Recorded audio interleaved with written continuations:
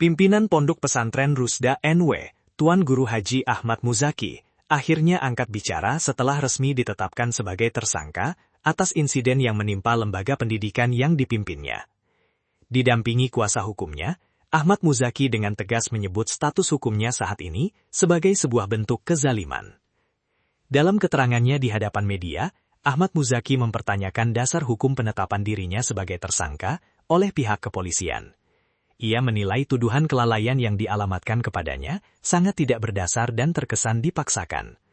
Ia juga mengkritik proses penyelidikan yang dianggap berat sebelah dan meminta kepolisian melibatkan ahli yang netral. Merespons apa yang dialaminya, pihak pondok pesantren berkomitmen penuh untuk melakukan perlawanan hukum.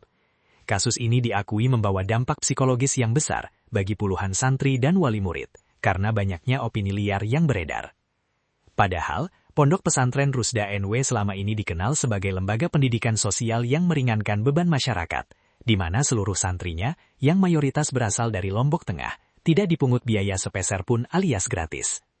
Kini, di tengah masa libur aktivitas pondok, pihak Ahmad Muzaki berharap keadilan dapat ditegakkan secara objektif, tanpa merugikan masa depan institusi pendidikan dan para santri.